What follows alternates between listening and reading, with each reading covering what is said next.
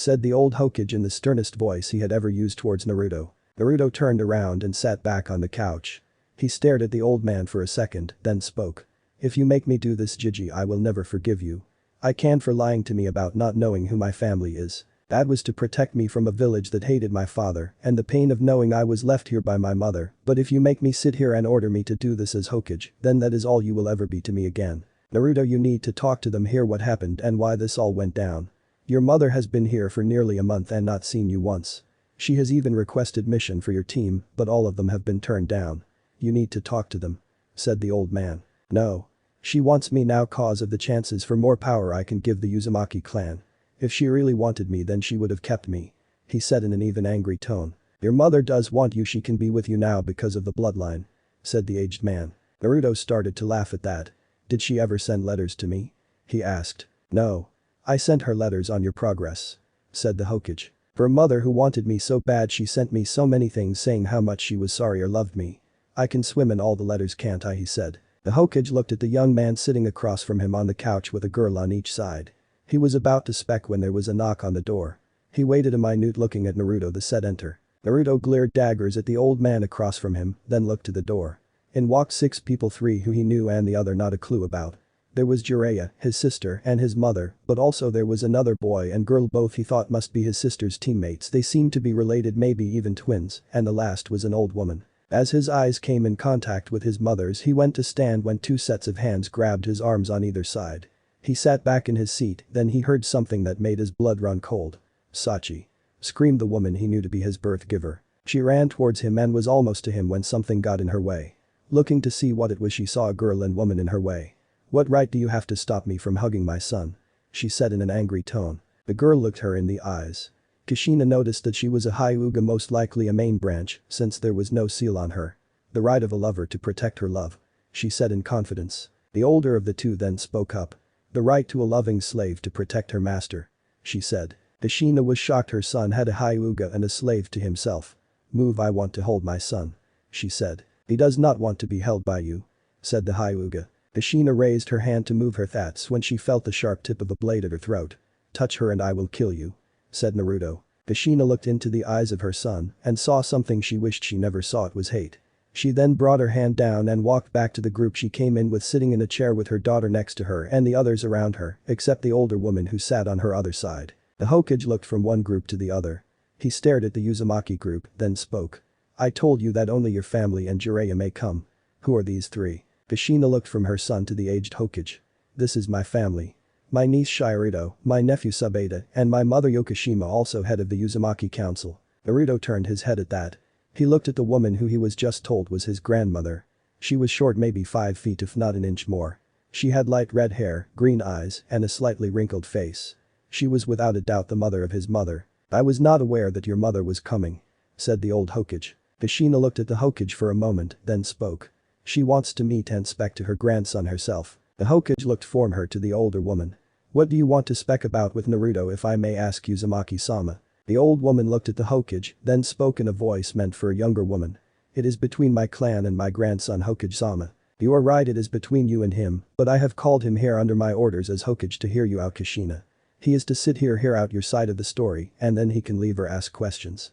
There will be no violence here at all, he said, looking over to Naruto then to his mother. As long as they do not try anything, no violence will be brought, said Naruto. The Hokage nodded and walked to the door. I will leave here, sealing the door so only I may enter and you may leave, he said, walking out the door. After a minute of quiet, Kushina spoke up to her son. My Sachi is as far as she got. You are to tell your story, then he is to ask questions. That is it, he decides if there is more, said Alexandra. Kushina looked at her then spoke. Who said you can spec slave? Who said you can talk to her like that? Said Naruto. Kushina looked at her son, her eyes softened. She took a deep breath, then spoke. After I found out what your father did to you, I was upset but could do nothing. I was still in labor with your sister. After her birth you were giving back to me. I cried for my husband so much, holding you both to me as tight as I could. After a few weeks I was released and moved right into the compound. It was a hard 2 weeks after when I was sent a message from what was left of my clan in Whirlpool. I was told my brother had died and I was needed. I sent news saying that I would be there with you both within the month. I was sent a letter back not long after saying that my daughter was to come, but you were to stay there. I fought to bring you, but I was told that you would be better off here. Then I was told that there was no way they would let me take you cause of the Kyuubi and that I was need as the new clan head. After a week I talked to the Sarutobi and he said if I left you here that you would be watched and cared for. So I left you here with him and left. It was the hardest thing in my life to do, but I had to do it," she said. It was quiet for a few minutes, then laughter was heard. Everyone turned to see Naruto laughing hard. "That is it, your whole story. You left me your son here because you thought it would be okay. I was not okay. I have been beaten, scared, burned, and some many worse things," he said, still laughing but more of an angry laugh. Naruto walked around the room looking out to the window, then looked back at his mother. "As a mother your job is to watch and care for your children. Did the Hokage write to you? Did he tell you about the things that happened to me?" he asked. "Yes, but he said you would heal from them in no time," she said. "Does that make it okay your son was being hurt on a daily basis? Did it make it okay he had no one to truly care for him or show him what love was till he was just a few months ago?" he asked. "No it doesn't," but he said, she started. "That what Godfather? I would be okay. That he would have people watch me better," Naruto said. "Yes. Jiraiya, how many times in your life have you been to the hospital?" he asked. "I do not know, over 200 I suppose," he said. Naruto walked behind the Hokage's desk, opened a drawer to the side of the desk and went through it. After a few seconds he pulled out a file fatter than his closed hand. He put it on the desk. "This file is my medical record. For the last 6 months. The rest, as I am told, are in storage room in the hospital archives in 10 or 11 filing cabinets." Kushina walked over and picked up the file and was about to open, but was stopped. "Before you look, I want your team out." Anita looked at him then spoke. "I want to see I am enough of a Kunoichi to take it," she said. Naruto looked at her and smiled. "If that is what you want then go ahead. You will be leaving later anyways, but if you want to see this it is okay, but after you three are leaving," he said, pointing at her and her team. "But I want to talk to you too. You said you would see me sometime," she said, sounding a little too demanding for his tastes. He walked up to her and leaned forward. "When you leave here go to my compound alone, knock on the door, whoever opens ask for Anko. Tell her that I sent you and that I want you to be escorted around. When she says how do I know he sent you, and she will, tell I said, sorry for the spank. This is the only time I am trusting you, do not betray me." He stepped back and she nodded to him as he moved to sit down on the couch. Naruto nodded and Kushina opened the file. She went past the first few pages that were a written report, then found some pictures. She looked at them and her mind could not make sense of what she was seeing. It looked like a burnt up prune lying on a white bed. The arms were at odd angles, the legs were no better, and you could see muscle and cartilage as well. "Is this what happened to the person that attacked you?" asked the girl he guessed was his cousin. "Let me see," he asked. Kushina turned the picture to face him. Naruto looked at it for a moment, then smiled. "So I guess they go from last to first," he said. "What do you mean?"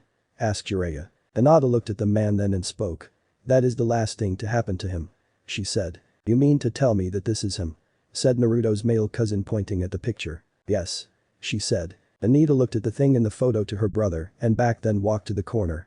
When she reached the corner she looked down into a trash can and vomited into it. She looked up, tears in her eyes, and walked out the room, closing the door behind her. Naruto looked from the now closed door to his mother, who was pale. "Who did this to you?" asked his mother, tears rolling down her face. Naruto looked at her then right in the eye. "What would you do when you find them?" he asked with a small smile on his face. She looked up then into her son's eyes. "Kill them," she said in a tone of pure rage. "Okay, I'll tell you. I did it to myself," he said with a wide evil looking smile. His mother looked at him in confusion then. "What do you mean?" she said in a way that made her sound like she really did not understand. "I tried to kill myself. That is what I looked like when they brought me in," he said, looking at her. "You did this to yourself?" she said, tears now rolling faster down her face. "Yes," he said. "Why? I did not want to live anymore. With the pain, the hate, and the never knowing what love was," he said. "That is no reason to," she started. "It is more than enough reason. I lived for 13 years with no one to care other than the Hokage, which was not often, Haruka, who at first hated me as well, and the only two people I knew love from a waitress and a cook. For 13 years I stood through beatings, the kind of which are only reserved for those who have destroyed countries. I knew from a young age that the chances of me ever finding love were slim to none. I wish for you two to leave now," he said to his supposed cousins. The two looked over to Kushina, who nodded, then looked back at him, never noticing them look at the older woman, who also gave a slight nod. They walked out of the room, shutting the door behind them. "Let me ask you something, Kushina. Who has the most control, you or the Uzumaki Council?" he asked, looking at his grandmother. "You have no right to ask that," started the older woman. Naruto turned to her. "I believe I asked her the question, not you, so please shut up," he said. "How dare you, I ought to," she started with an upset look. "You ought to do what?" You are here to ask me to come to you clan. You ought to be on your knees begging, that is what you ought to be doing," he said. She stood up and walked over to him, raising her hand to strike him when it was caught by another before hitting him. "Let go of me," she said, pulling her hand from the person who grabbed hers. "Thank you, Hinata," Naruto said, smiling. Naruto looked at his grandmother with a smile. "What if I told you that you trying to hit me just lost your only chance to have my wonderful new taijutsu?" he said, looking at the old woman with a serious look. The woman looked at him at that with a smile, then changed to a neutral face. "I am sorry, Namikaze-sama. Please forgive me," she said in a voice that sounded anything but sincere voice. Naruto looked at the woman and knew she had something planned. "It's okay. It is not like you have a chance.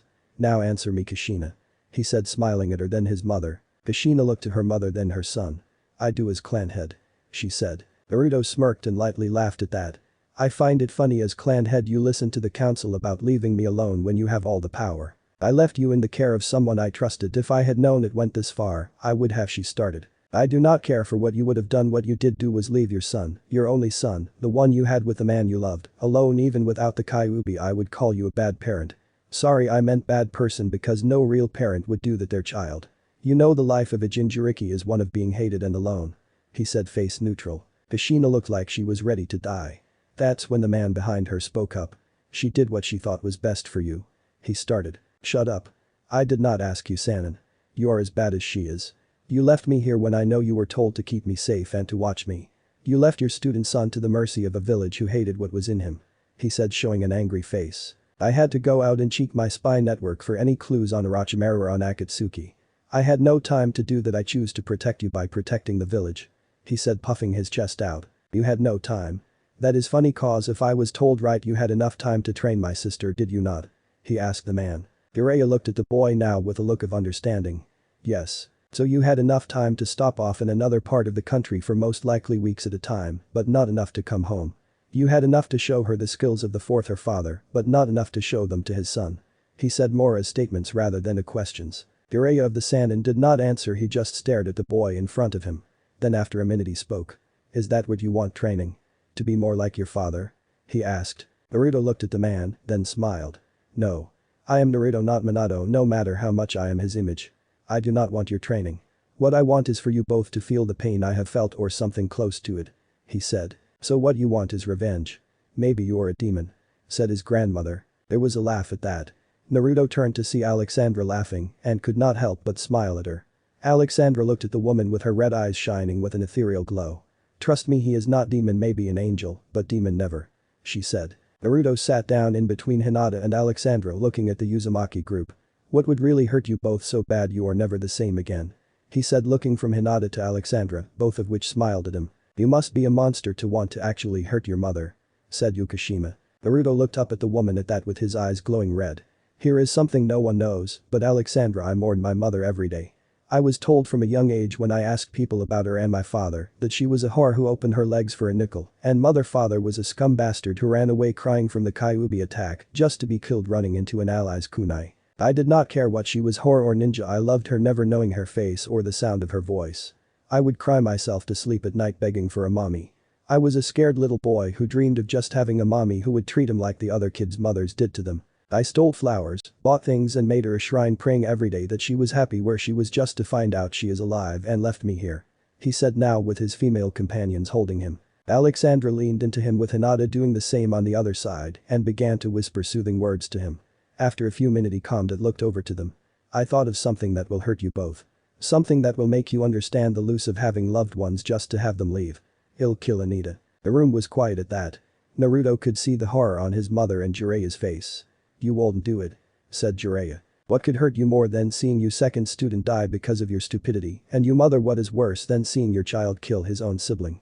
I could always send Alexandra out to do it," he said. The three people left across from them looked at the woman who simply smiled at them.